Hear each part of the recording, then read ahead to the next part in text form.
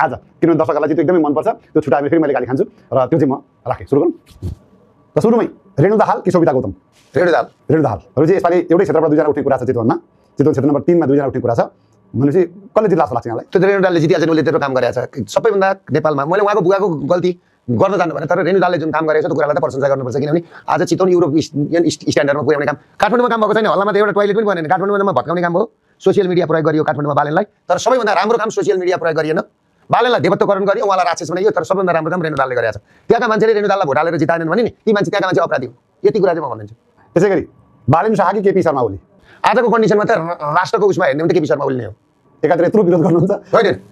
clear कुरा छ नि राष्ट्रपति किताबमा त तपाईँको चाहिँ नि उसले चुच्चे नक्सा निकालेर चाइना गएपछि चाइना गएर आइसकेपछि सबै पश्चिमाले हानेको त हो नि त यति नै भन्नु न त जस्तै यदि एउटै क्षेत्रबाट यी दुईजना व्यक्ति उठ्यो भने कसले जित्छ केपीले जित्छन् त्यो त त्यो मजाले जित्छन् यस्तै रवि लामिछाने कि शेरबहादुर देउवा शेरबहादुर देउवा मान्छे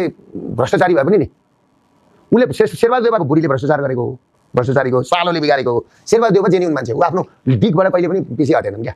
छान्नुपर्दा शेरबहादुरलाई पनि छान्छु म पुष्पकमल दाहाल प्रचण्ड कि कुलमान घिसिङ मैले दुइटैलाई ठान्दिनँ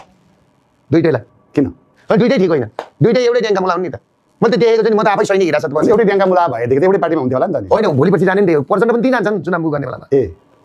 सबै बाबुराम प्रचण्ड सबै सबै राष्ट्रमा आउँछन् मिल्छन् गठबन्धन गर्छ नमिलेपछि गठबन्धन गर्छ ल्याएको छ त गठबन्धन भन्ने शब्द उनीहरूले ल्याएको त रक्षा बम के सुदन गुरुङ मलाई दुइटै मैले अघि भनिसकेँ दुइटै काम नलाग्ने मान्छे हो दुइटै प्लान्टेड बिरुवा हो छान्नु पर्दाखेरि चाहिँ दुइटैलाई नछान्ने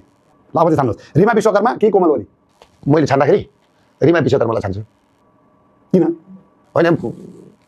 मसँग दुबईमा एकछिन कार्यक्रममा एउटा कार्यक्रममा उद्घोष गर्नुभएको थियो फेरि मैले उहाँको मुभमेन्टहरू उहाँको त्यो राम्रो छ अहिले पो गलत ठाउँमा जानुभयो त अहिले गलत ठाउँमा जानुभयो बुद्धि सप्रेस भन्छु बहिनीलाई कता आएको भए चाहिँ राम्रो ठाउँ हुन्थ्यो होइन अहिले न्युट्रल बस्नु पर्थ्यो उहाँहरूले हेर्नु पर्थ्यो क्या वेट एन्ड सी